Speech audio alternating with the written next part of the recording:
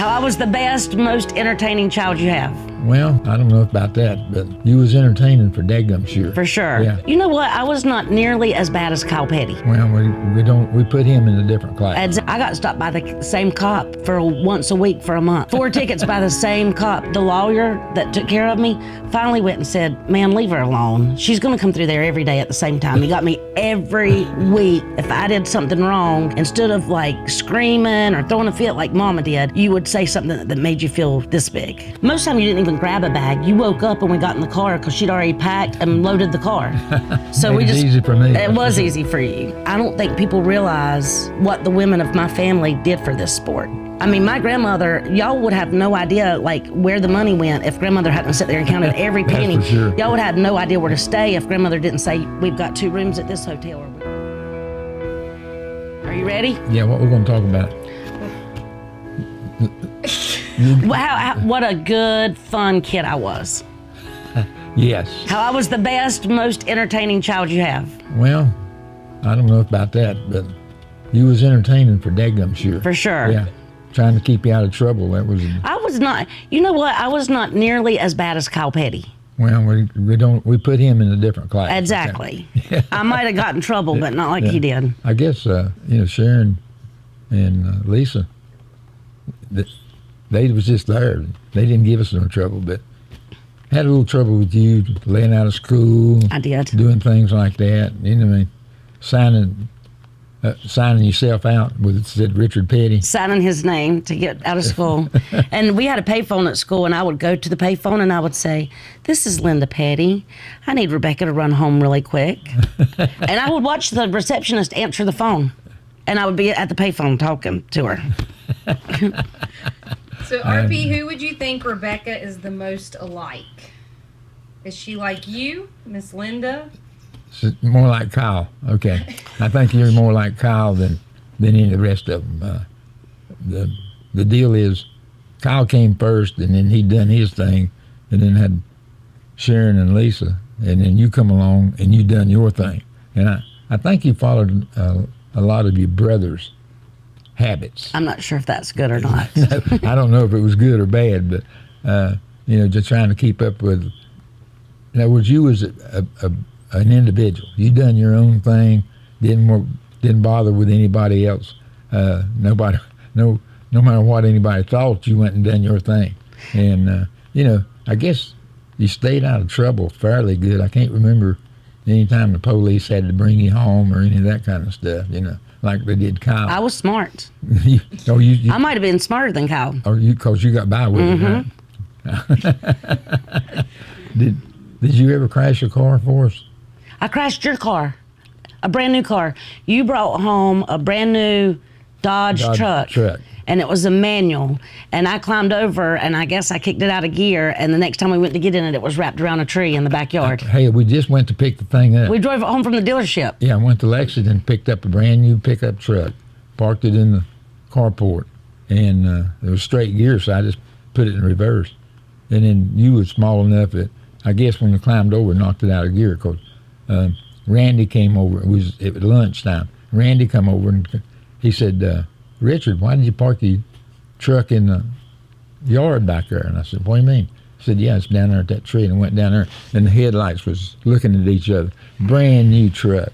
It didn't even have 30 miles on it, probably.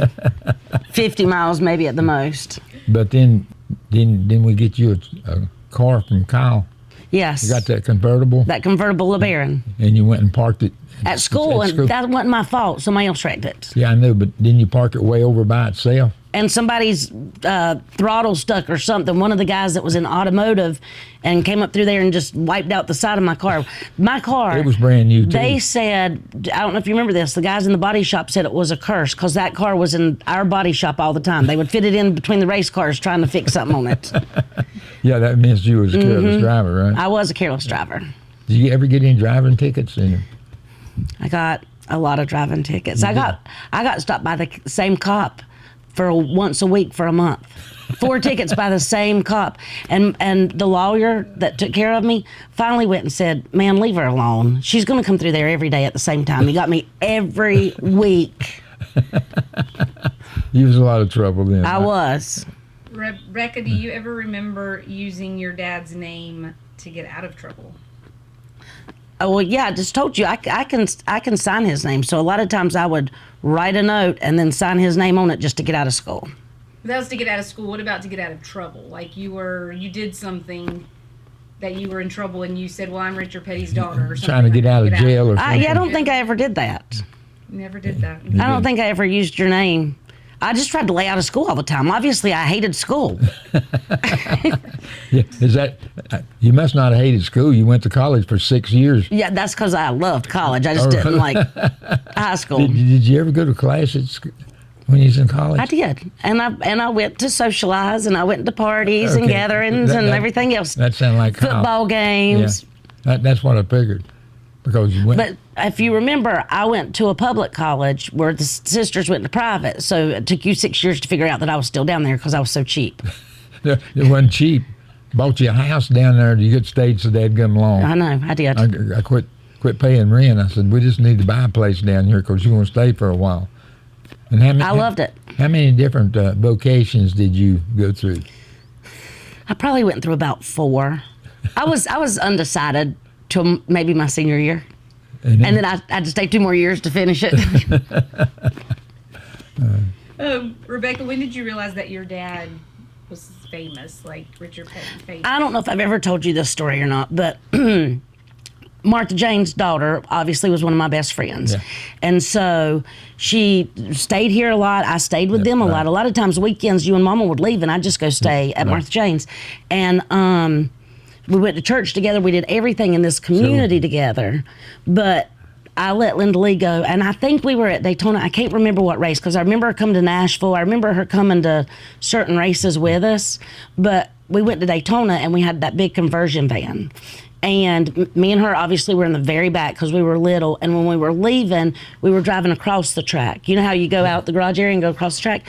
We were driving across the track and people were all standing there and somebody threw a sheet. You know how they used to decorate sheets and hold them up in the stands? Somebody threw a sheet, like people were rushing the van and you were having to just go really slow and stuff. You know how you crack your window that much? So that they don't actually touch you. And so things were going in and out and you were trying to drive and sign and everything. And somebody threw a sheet that said the king or something across the front of the car. And I'm sure I was back there coloring like nothing because I was used to it. And she was just in shock and she looked at me and she said, I had no idea. No idea. And I think we were like 10 or 12. Whatever age it was like just part of every weekend for me, you know, leaving a racetrack, trying to get into a racetrack and people rushing the car and having to go real slow till we could finally make it to the main road. And she had never, even though she had rode in the car with you 1,000 times to church or to youth group or to Frank and Larry's. Regular people. We were just regular people to her eyes here. And when I took her down there and she was actually in your environment, our environment, it blew her mind. And that's the first time I realized it, because to me it was normal. Right. I mean, I'd been doing it my whole life. That's what Kyle said. You know, It's just normal deal. You wake up on Sunday morning, you get in the car, you go to the track, and then like my kids were amazed the other week when we were at Martinsville. I said, when I was growing up, all of this was grass. Some of the best tag football games we ever had was in the infield at Martinsville. You know, it was neat. And everybody got mad at us. Me and Mark were talking. We had to bring a Nerf football because if we hit somebody's car, then you and Marsh got told about it like afterwards, and then we got in trouble for not paying attention or being destructive during the race. I tell you, I'm going to go back a little bit. I don't know where we was going, but we just had a regular van, and I don't know, he's 5 or 6 years old, 4 or 5, whatever, and you you had your pens out and you was coloring something, and the first thing you know, you'd put something on the back of the seat. I drew our whole family. I drew a portrait of our whole family, and it was white leather. And this was on the back of the seat in front of you. And so when Mama found out about it, she looked at it and said, Rebecca. And she knew it was you, I mean, naturally. And she said, Rebecca, who done that? You looked around and said, somebody done that. I remember, that was the funniest thing. But when we traveled, the van, like you and Mama sat in the front, and then one kid got this whole row, one kid got this whole row, and then there was that back row, and then there was that space, and it was enough that Mama would make like a blanket for me, and I could have my Barbies and my coloring books and everything, and that was like where I played while we traveled. It worked good. It did work good. And then when we would leave places like late at night, like say we were done at Michigan and we would be coming home, you would drive, but like Lisa would get a whole row to lay down on. Sharon would get a whole row. However, and I would lay right between you and Mama on the floor. Well, it was good and warm. And it was one because it would get warm and I could hear the motor and the highway, and it was so wonderful. And then we'd get home and Mom would say, "Get up, it's time to go to school. Please let us go get in our bed." Rebecca, do you ever remember getting in trouble by your dad? I remember, yes, I remember getting in trouble by you, but you don't, like, I only ever remember one spanking. And I feel like we had just moved into this house, and y'all were out in the yard working, and I came to the door right here on the side. And I wanted somebody to answer the door because I wanted to say, like, Avon calling or whatever you say. I wanted to do something like that. I was little, and I kicked the door in. Do you remember that? That's the screen door, yeah. The screen door. That's the only spanking I remember getting. But, like, if I did something wrong, instead of, like, screaming or throwing a fit like Mama did, you would say something that made you feel this big. like when I split the watercraft down at the lake. Yeah. We were the first people to get watercraft on the lake, and we took 2 of them out, just brand new, just got them off the trailer, and me and another guy took them out in the water, and we were splashing each other, and I could see you was up on the porch like, yeah, this is fun, this is cool, and all of a sudden he splashed me, and I splashed him back, and I hit the center of it, and the thing split and sunk right there in front of us. What did I say when I come down there? And then when you came down there, you took me over to the edge of the water and you just put your arm around me and you said, "This whole lake," and turned around and walked off. And then I knew, okay, I get it. I shouldn't have been riding on top of the guy. Rebecca, with you being the youngest, which sibling do you think you're the closest to? I think with me being the youngest, the sibling that I'm the closest to is probably Lisa, because we did so much. Like there's so much, like our trip to California it was just like mom and daddy, and then me and her. Yeah. And you took us to Hollywood. Remember, I remember a bunch of times when she turned 16, you made her drive to Talladega. And it was a horrible, horrible rainstorm where people were like pulling over and turning on their flashers. And she was crying and she said, "Daddy, please just let me stop, please." And I was in the back seat, of course, laughing and making fun of her. But you wouldn't let her stop. You said, you got to learn. You got to learn. And she was scared to death. We were going down 85 and I was, of course, laughing in the back seat, making fun. Rebecca, what are some of your favorite stories about going to the track with your mom and dad? Like, do you have a favorite? Some of my, when I was growing up, all my cousins, everybody went. Dale's kids, Wade's kids, all of our crew people, we all went together, and that's why I said, when Martinsville was, the whole infield was grass, and all the ones that were my age, like Neil Bonnet's daughter, Kristen, Kelly and Dale, all the ones that were our age, like we all would just play massive games, and me and Kristen Bonnet got in trouble. We would sell stuff that we weren't supposed to sell. Where was y'all at Atlanta? I think we were at Talladega. Well, somewhere. And Mama said you kept coming back and said, "Want some of these peanut butter and crackers?" And so she fixed you a couple. Gone a minute, come back, want some more.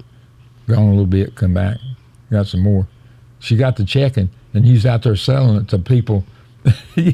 Y'all was selling the crackers to some people that come up, right? Me and Kristen Bonnet, we had set up like a little snack stand somewhere away from our parents. Just so we were like pocketing the money, but it was Mama's food. I know. Did you get along with your mom? I think out of probably all of your children, I'm the one who butted heads the most. Probably the most with yes. Mama. Like I probably went up against her. You was a lot more independent with Mama than what Kyle wasn't. Kyle followed her, and all the rest of them just followed her. Whatever she said was law. And Sharon just, like, if Mama said, "Oh, we're going to redo this room," Sharon would be like, "Okay, Sharon." And I remember the day that I moved into my first house, she came over there and she started telling me where to put the cups in my kitchen, where to put the plates, where to put the pots. And I finally looked at her and I said, "You're going to have to leave." because I'm the one who's going to be cooking in this kitchen and doing in this kitchen. But yeah, I think that I probably, out of all four of us, am the one who butted heads the most. I think he was for sure. Did you ever go to therapy? So I don't know if you remember this. As bad as we butted heads, like it did not matter if. Okay, so the hotline. You remember the hotline? Yeah. Nobody could use the hotline. It was a whole nother phone line just for you to call. Right. So if you were out of town, you don't pick up that phone for 911. Right. And so you would call, and whoever would answer the phone, how are things at home? Oh, they're great. You just go out there and race and bring it home. We're wonderful here. And then we'd hang up the phone, and me and Mom would be screaming at each other. So every Sunday night, we saved the paper for you. And you would come in, and we'd have the paper laid out so that you could get caught up on what had happened locally or in the area. And me and Mama, for probably, I'm going to say 6 months, every Sunday night would come and tell you how horrible the weekend was. Like, she made me come home at 12, and then, Mom would say, she stayed out till 12:30 and nothing good happens after 12. And then I would just, she made me wear this, or she wouldn't let me wear that, or whatever. And you finally pulled the paper down and you said, that's it. Y'all got to go find somebody. Y'all have to go find somebody to give y'all some help. So we went to some recommended therapist or whatever in Greensboro, and the first time I met with the guy for an hour, and then Mama met with him for an hour, and then the second time we went back, we met individually 30 minutes, and then we went in together, and then the third time we went back, and he told us that we were both self-conscious because we were short and overweight and wanted to send us to a food person. and we left, and we laughed the whole way home. We said, we just spent your good money for them to tell us we were short and fat. And then you got along good. And then we got along good after that. It's like, okay, I'm not really mad at my mom. I'm mad because I got the short gene and the fat gene. So which one of your parents did you get along with the most?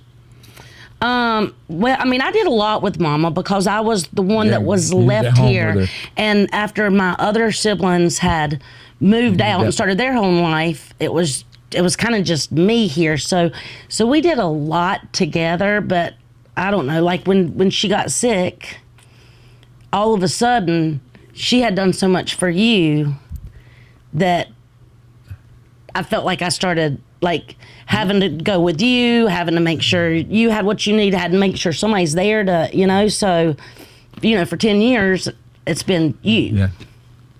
I'm in a lot of trouble, I know. Well, she just did everything for you. That's the problem. She did everything. I don't know if you remember, right when she first got sick, I came over here and taught you how to make meatballs in a crock pot. And you still make them every Sunday during the off season. Yeah. The deal was she looked after everything. And then when she went down, then it took, 6 or 7 people to do the same thing that she was doing, looking after me. But I will say that you did really good. You've learned to cook certain things that you can eat. You've learned to, put your clothes here, get your bag or whatever, things that she just took care of. You just grabbed it. Most of the time you didn't even grab a bag. You woke up and we got in the car because she'd already packed and loaded the car. So it was easy for me. It was easy for you. Rebecca, with you being the baby in the family and with the age gap with your siblings, you were probably most likely the fun aunt with the nieces and nephews, right? Because they were already coming along when you were still younger. So I was 8 when Adam was born. Yeah.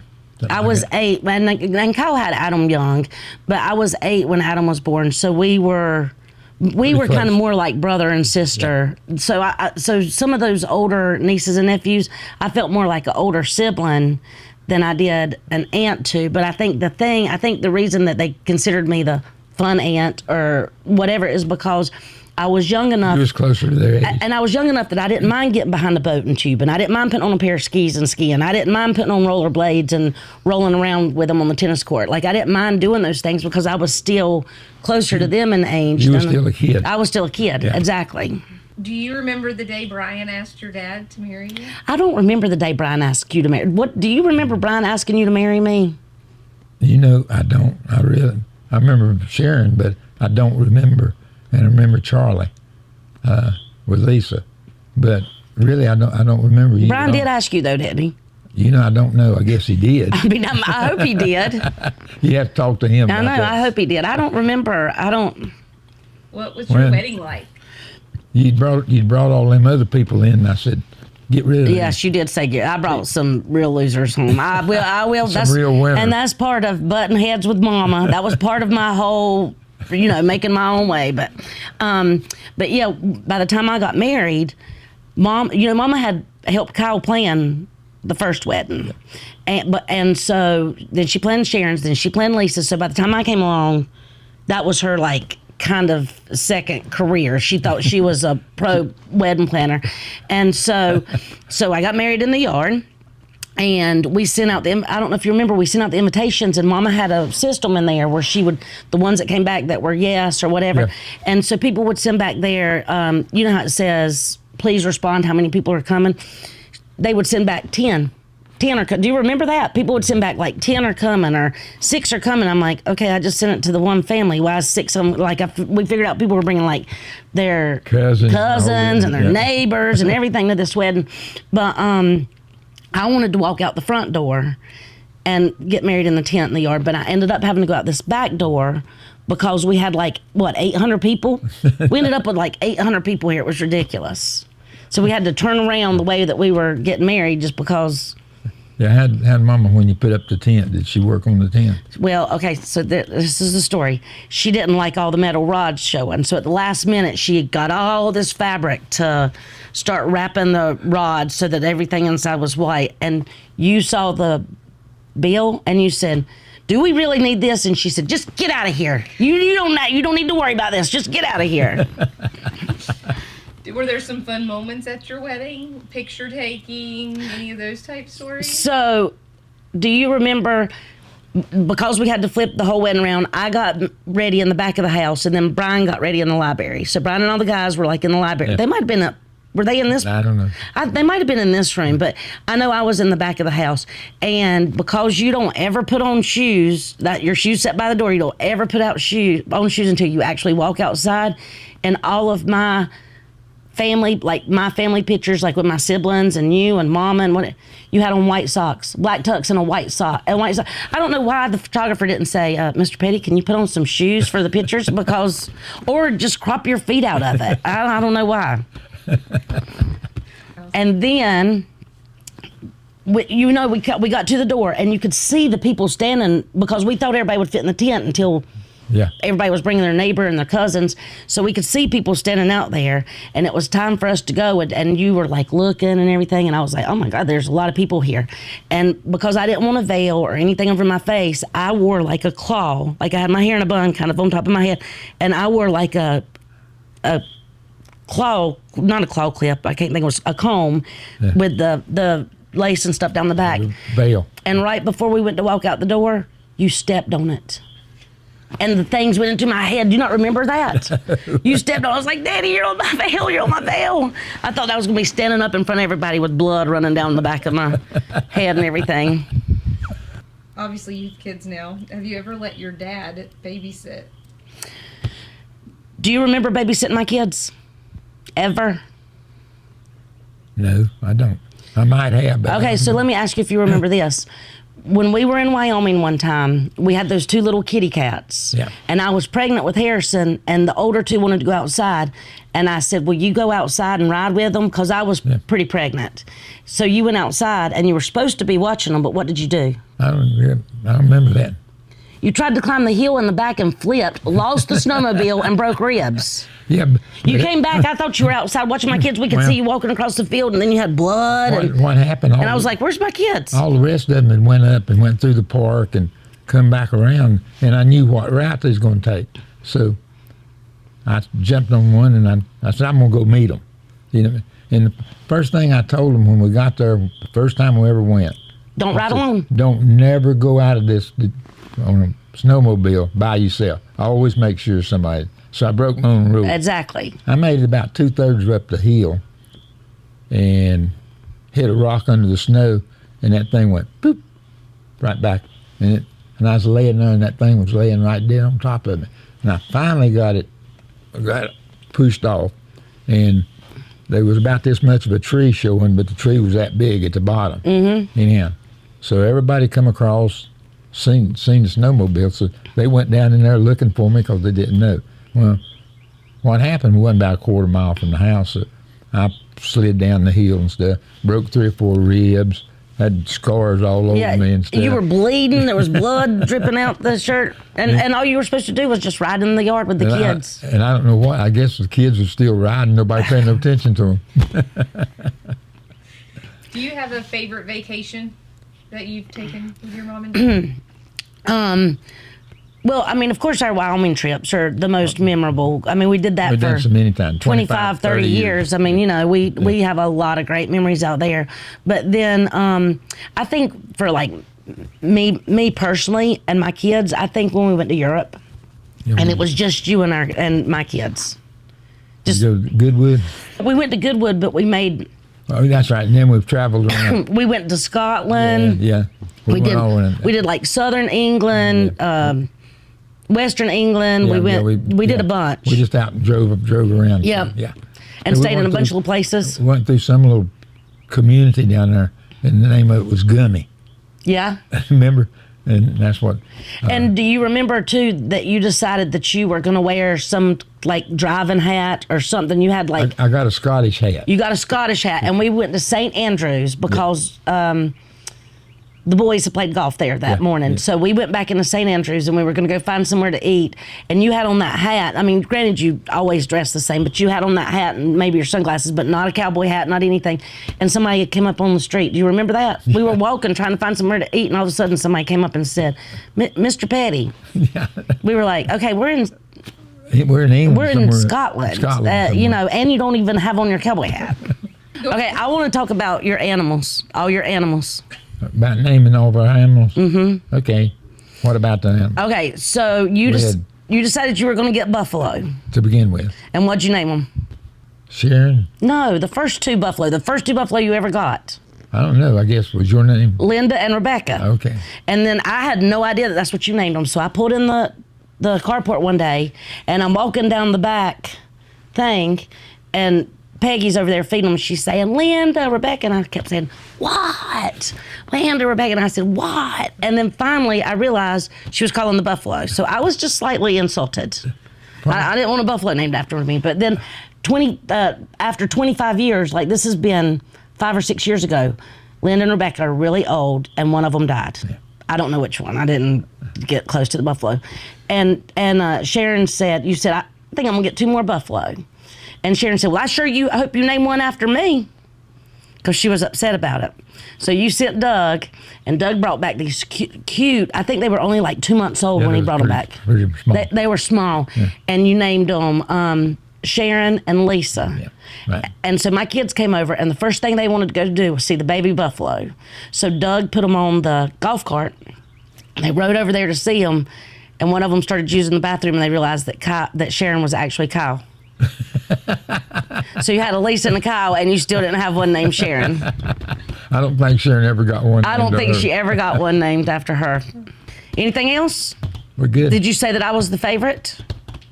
Right now, you're the favorite. Right now, because I'm here. Yeah, that's what makes you the favorite. Did you ever want to race? So what year did you start the driving experience or get involved with the driving experience? I don't even know. I think it was like maybe my college years, early 90s, late 80s, early 90s.